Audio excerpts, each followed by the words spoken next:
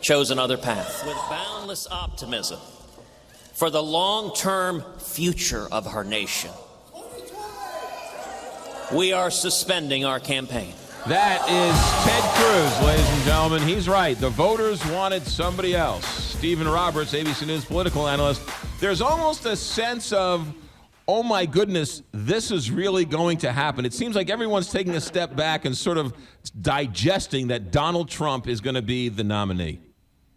Well, you're right about that, because certainly months ago when he started this, very few of us, including me, took him seriously. But his triumph is a factor of two elements here, McGraw. He certainly proved to be a more resilient, tenacious, and sensitive, in the sense that the candidate who understood a lot of the economic turmoil that a lot of voters are going through, and give him credit for that. But on the other hand, it's a story of the failure of so many of his opponents, starting with Jeb Bush but ending with Ted Cruz, who failed to present a viable alternative. And that's certainly part of the story of this year. I want to talk about the economic message he has given to his party voters, because he talks about raising taxes on the rich, being against free trade, breaking up the big banks. I'm going to cut deals that are good for you. It sounds very similar to Bernie Sanders, and a very different Republican message that's worked for generations.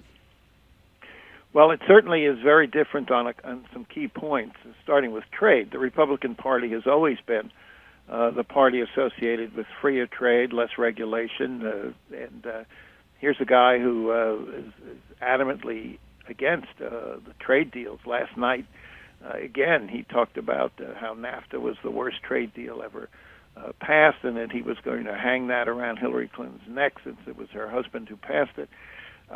He's hard to categorize, McGraw, because he's not. He doesn't fall. A lot of his policies don't fall into clear economic or clear ideological patterns. That's part of what people find so puzzling about him. But when I talk about the one thing in his economic platform and his economic policies that I think folks have to pay attention to is, if you look at the exit polls repeatedly, the people who voted for Trump, often with less education, and people who are most worried about the economy. And that tells me they're people who were left behind by the modern economy. There are a lot of jobs out there. There are a lot of jobs being created in America. But for people who lack the education and the skills to take advantage of them, particularly older workers who maybe been laid off from a previous job, this is a very, very frustrating and difficult situation, and those are Trump people. Those were people who used to vote Democratic, though.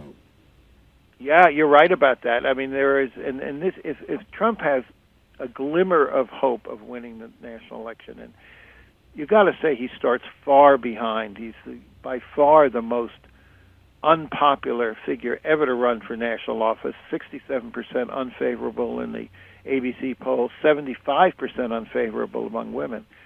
But if you look at that group of voters, you can describe them as white working class. There are many words to describe them, but you're right, and particularly in states like Missouri, states like Michigan and Pennsylvania, if these voters really get behind Trump, he could upset the political map.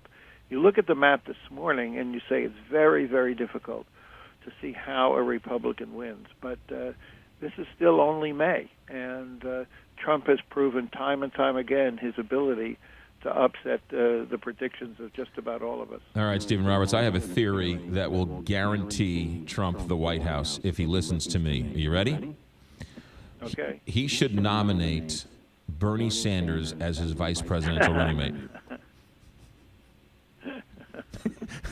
Well, you're certainly correct in implying that there is an overlap in those constituencies. Now, I think it's pretty superficial in the sense that we want an outsider, we want someone who will shake up Washington, we want someone who will get things done, we want someone who's not part of the establishment. All of those ideas you do hear among supporters of both Trump and Sanders, but Of course, Sanders is basically a traditional big government socialist, talking about enlarging the role of government in the nation's economy, while Trump is basically still a small government conservative on most economics. So superficially, they have some connections, but if you dig down to the next level, they're pretty different people. If he didn't win last night, and if Cruz didn't drop out, all the air is being sucked out by this Trump story.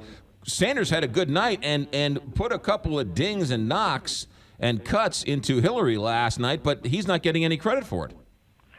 Well, he's not, because of the numbers. I mean, I looked at the numbers last night, and all the results were not quite in, but I saw that Sanders was getting 42 delegates out of Indiana, and Hillary was getting 36. Now, when you're behind by 300 delegates, and your marginal increase is 6 delegates, you can see how strongly the math works against him, and he can talk all he wants about these super delegates who are somehow going to have a vision of Sanders as St. Bernie, who's going to deliver the Democratic Party, but that is not going to happen.